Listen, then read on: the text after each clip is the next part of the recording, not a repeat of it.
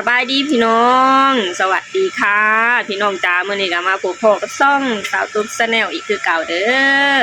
มามื้อนี้มาพบกันอยู่ที่เรือนครัวเนาะพี่น้องเนาะตอนนี้กำลังนั่งปิ้งซีนอยู่เนาะพี่น้องและมามื้อนี้มาพบกันในยามเช้าๆเนาะพี่น้องเนาะบรรยากาศอยู่ที่บ้านของคุณตุ๊กตอนนี้ก็บ่ค่อยหนาวปานใดเนาะพี่น้องพออยู่ได้แบบสบายๆเนาะพี่น้องเนาะและมื้อนี้พี่น้องจะพากันไปเฮือนแม่ใหญ่หอมเนาะพี่น้องเนาะเพราะว่ามื้อนี้น่ะเป็น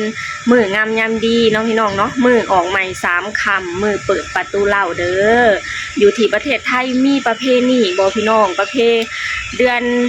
มื้อออกใหม่3ค่ำเป็นมื้อเปิดประตูเหล้าเนาะพี่น้องเนาะคืออยู่ที่ประเทศลาวแต่ละบ้านน่ะคือจะพากันเปิดประตูเหล้าในมื้อนี้เนาะพี่น้องเนาะแล้วก็พากันเอาของอยู่ของกินเอาผักเขาขึ้นไปอยู่เทิงเหล้าเนาะพี่น้องเนาะคล้ายๆแบบว่าเอิ้นควันเขาควันน้ำนะพี่น้องอยู่ในนั้นก็จะมีข้าวปลาอาหารเนาะพี่น้องเนาะแล้วแต่เฮาอยากใส่มีสินพื้นแพรว่ามีน้ำยามีเหลากล่องหนึ่งเนาะพี่น้องเนาะเฮาจะยกขึ้นไปแล้วก็ให้สิ่งที่เฮานับถือน่ะมากินข้าวกินน้ำเนาะพี่น้องเนาะคือแบบว่าเป็นสิ่งที่แบบว่าประเพณีลาวพี่น้องที่พากันเฮ็ดมาโดนมานานแล้วแหละพี่น้องเอ้ยก็แบบว่ามันเป็นความเชื่อเนาะพี่น้องเนาะพ่อแม่ปู่ย่าตายายพาเฮ็ดเนาะพี่น้องเนาะแล้วอยู่ที่ประเทศไทยเด้พี่น้อง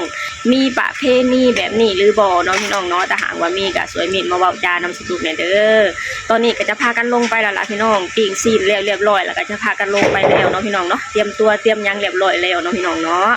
ป้าพี่น้องเดี๋ยวลงไปนำสตูปเด้อไปเบิ่งเนาะพี่น้องเนาะว่าวิธีการเปิดประตูเหล้าของประเทศลาวจะเป็นแบบใดเนาะพี่น้องเนาะแล้วแต่ละบ้านก็บ่ได้คือกันเด้พี่น้องมาเบิ่งแบบบ้านของสตูปเนาะพี่น้องเนาะว่าจะเฮ็ดแบบใดแน่เนาะพี่น้องเนาะป้าพี่น้องเดี๋ยวเราไปกันเลยพี่น้องก่อนอื่นก็ต้องเปิดประตูก่อนเนาะพี่น้องเนาะถ้าบ่เปิดเฮาก็เข้าบ่ได้เนาะพี่น้อง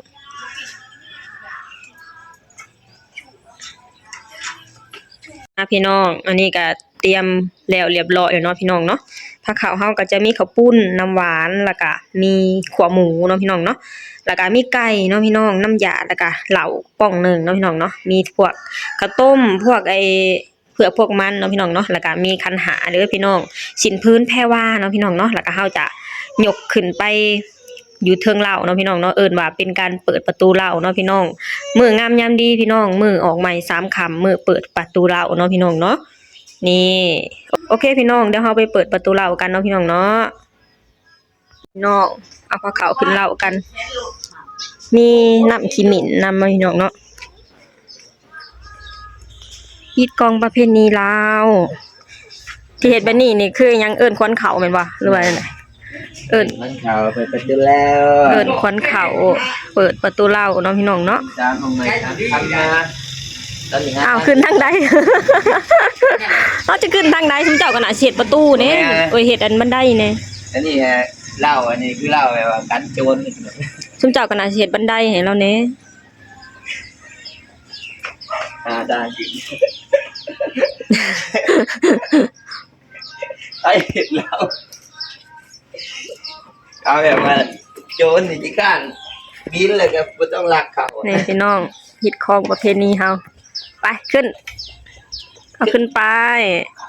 จักมันเพิ่นกินเขาพูดจังได้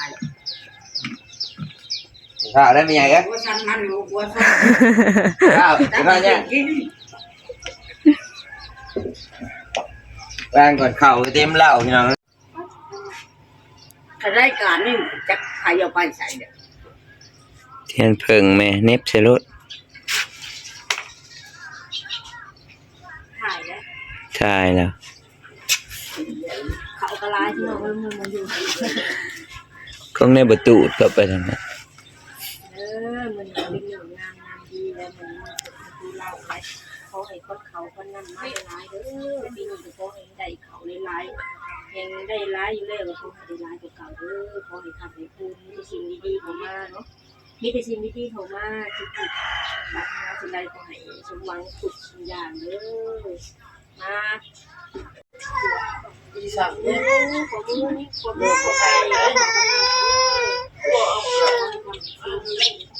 มีคันหาสิ่งที่แค่ว่านี่ขอบคุณนี่หวานนี่เกลือนี่น้ำนี่เหล่าแล้วให้ไก่โตเขาให้ไก่โต กินแล้วแล้วก็ที่นี่ก็ได้เขาหลายๆจากที่ได้หลายอยู่แล้วก็ให้ได้หลายกว่าเขาเด้อทานมากินอันนี้หวานเลยหวาน ที่แม่เห็นแล้วอะไรอยู่น่ะ โอ้ก็ได้มีก็ได้มีก็ได้กินแล้ว วันนี้ก็เอาน้ำขี้หมิ่นมาหดเสาเหล้าแต่ละเสาเนาะพี่น้องเนาะ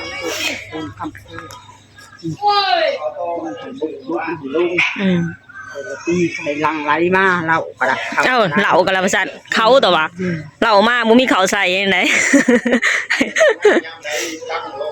นี่เป็นความเสื่อของคนโบราณเนาะพี่น้องเนาะ แขนมา เป็นหิดของประเพณีของผู้เฒ่าแม่เฒ่าเนาะพี่น้องผู้เฒ่าแม่เฒ่าเพิ่นพาเฮ็ดเนาะแต่ละปีคือจะเปิดประตูเหล้าเป็นพี่น้องเนาะเดือน3ออกใหม่3ค่ำเปิดประตูเหล้าเอาเข่าเอาอันผ้าเข่าเอาอีหยังขึ้นไปไอ้อยู่เทิงเหล้าแล้วก็เปิดประตูเหล้าเอิ้นขวัญเข่าเนาะพี่น้องเนาะแล้วก็อยู่ในนั้นก็จะมีสินขึ้นแพรว่าของอยู่ของกินแต่ละอย่างพี่น้องเนาะมีไก่มีไอ้เหล้ามีเหล้าเนาะพี่น้องเนาะมีขี้หมิ่นก็คือเอามาไอ้นี่